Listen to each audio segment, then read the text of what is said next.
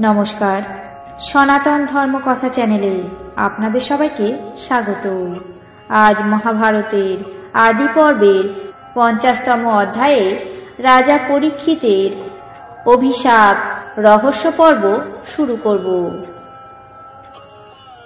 নারায়ণং নমস্কৃত্য নরং চৈব নরোত্তমং দেবীং সরস্বতীং ব্যাসং ততো জয়মুদীরয়েৎ।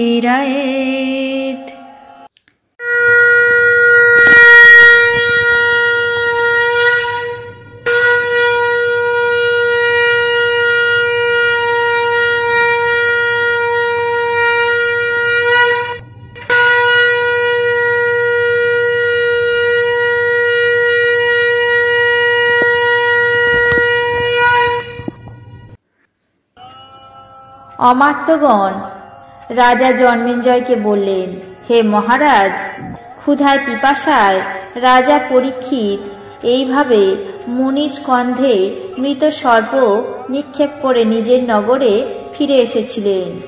তারপর সেই ঋষির মহাবীর্য সম্পন্ন অতি ক্রুদ্ধ স্বভাব শৃঙ্গী নামে এক পুত্র ছিলেন। সেই ঋষিকুমার প্রজাপতির আরাধনার জন্য তার অনুমতি নিয়ে ব্রহ্মলোক থেকে ভূলোকে ফিরে আসার সময় তার সখার কাছ থেকে নিজের পিতার অপমান বৃত্তান্ত শ্রবণ করলেন।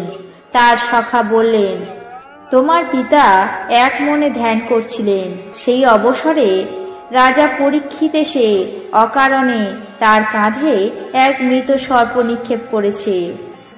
মহারাজ, শৃঙ্গী অল্প বয়স্ক হয়েও বৃদ্ধের মতো ছিলেন।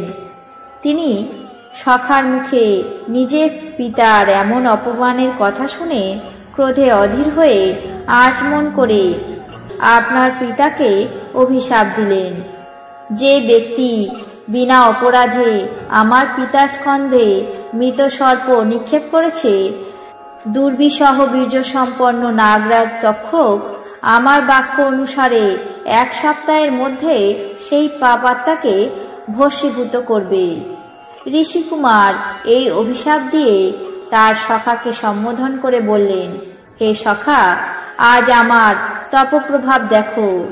পরে শৃঙ্গী পিতার কাছে এসে নিজের দেওয়া অভিশাপ বৃত্তান্ত নিবেদন করলেন।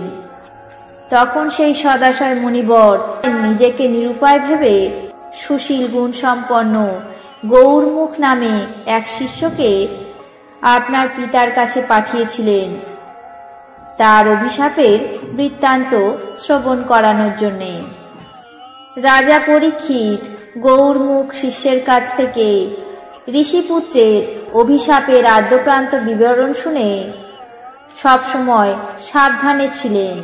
তারপর সেই 7ম দিন এসে উপস্থিত হলে মহর্ষি কাশ্যপ রাজার কাছে আসছিলেন, কিন্তু ব্রাহ্মণ বেশধারী নাগরাজ তক্ষক পথের মধ্যে তাকে জিজ্ঞাসা করে বুঝলেন যে মহর্ষি কাশ্যপ রাজা পরীক্ষিতকে বাঁচাতে সক্ষম হবে, এবং তৎক্ষণাৎ তিনি ঋষি কাশ্যপকে অতিরিক্ত ধনসম্পদ দিয়ে সেখান থেকে ফিরিয়ে দিয়েছিলেন।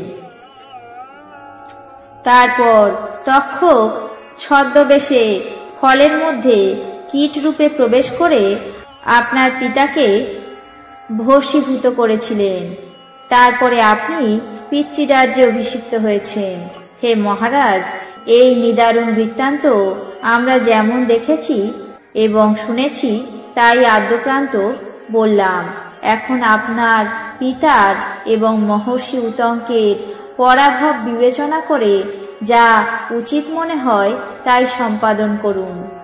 রাজা জন্মেঞ্জয় পিতার পরলোক গমন বৃত্তান্ত শুনে জিজ্ঞাসা করলেন, হে অমাত্যগণ, তক্ষক যে বটবৃক্ষকে ভস্মসাৎ করেছিল, কাশ্যপ তাকে পুনরুজ্জীবিত করেন। সেই অদ্ভুত কথা তোমরা কার কাছ থেকে শুনেছ? মনে হয় তক্ষক মনে মনে এই বিবেচনা করেছিলেন যে আমি রাজাকে দংশন করলে কাশ্যপ মন্ত্র বলে তার প্রাণ রক্ষা করতে পারবেন। তাই নিঃসন্দেহে আমাদেরকে উপহাসের পাত্র হতে হবে। সুতরাং এই ব্রাহ্মণকে তুষ্ট করে নিবৃত্ত করাই উচিত কার্য হবে। সে যাই হোক, এখন আমি এক উপায় ভেবেছি, তার দ্বারা সেই তক্ষককে সমুচিত ফল প্রদান করব। কিন্তু বলো দেখি, কাশ্যপ এবং তক্ষকের এই অদ্ভুত বৃত্তান্ত নির্জন অরণ্য মধ্যে ঘটেছিল। তাদেরকে কে দেখেছে এবং কিভাবেই বা তোমরা শুনলে? এই সমস্ত বিষয় ভালোভাবে জেনে তবেই আমি সর্পকুল সংহার করব। মন্ত্রীগণ বললেন, মহারাজ, আমরা তক্ষক এবং কাশ্যপের এই অদ্ভুত বৃত্তান্ত যার কাছে শুনেছি তা বলছি শুনুন। এক ব্রাহ্মণ শুষ্ক কাঠ সংগ্রহের জন্য এক বটবৃক্ষে উঠেছিলেন। তক্ষক এবং কাশ্যপ কেউই তা জানতেন না। তক্ষকের বিষানলে বৃক্ষের সঙ্গে ওই ব্রাহ্মণের শরীরও ভস্মীভূত হয়, কিন্তু কাশ্যপের অলৌকিক মন্ত্র বলে উভয়েই পুনরুজ্জীবিত হয়েছিল। পরে সেই ব্রাহ্মণ এসে আমাদেরকে এই সংবাদ দিয়েছিলেন। মহারাজ, যে দেখেছে এবং আমরা যেমন শুনেছি তা নিবেদন করলাম। এখন যা কর্তব্য মনে হয় তাই করুন।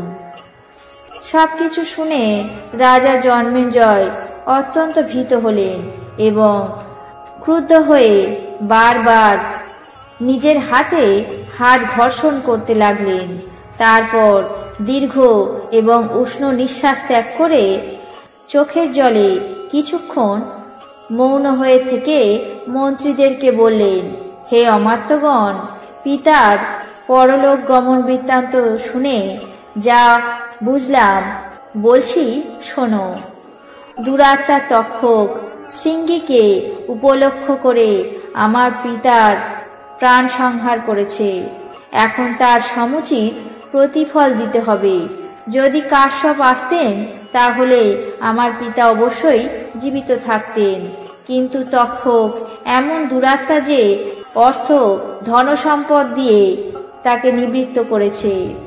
যদি পিতা কাশ্যপের প্রসাদে এবং মন্ত্রীদের মন্ত্রণা বলে জীবন লাভ করতেন তাহলে তাতে তক্ষকের কি ক্ষতি হতো? তার এ অত্যাচার আর কিছুতেই সহ্য হয় না।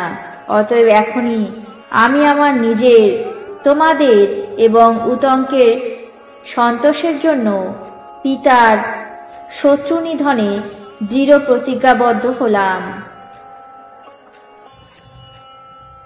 আজ মহাভারতের আদি পর্বের 50তম অধ্যায়ে পরীক্ষিতের অভিশাপ রহস্য পর্ব এখানে শেষ করছি। বাকি অংশ আগামী পর্বে পাঠ করে শোনাবো। আপনাদের কেমন লাগলো তা অবশ্যই কমেন্ট বক্সে জানাবেন। চ্যানেলটিকে সাবস্ক্রাইব করবেন, লাইক করবেন, শেয়ার করবেন। ধন্যবাদ।